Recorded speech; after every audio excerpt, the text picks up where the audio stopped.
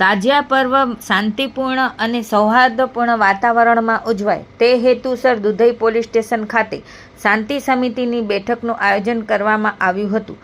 Dudhai PI NB ડોડિયાના અધ્યક્ષસ્થાને યોજાયેલી બેઠકમાં વિવિધ સમાજોના આગેવાનો, તાજિયા કમિટીના પ્રતિનિધિઓ તથા ગામના અગ્રણી નાગરિકો ઉપસ્થિત રહ્યા હતા.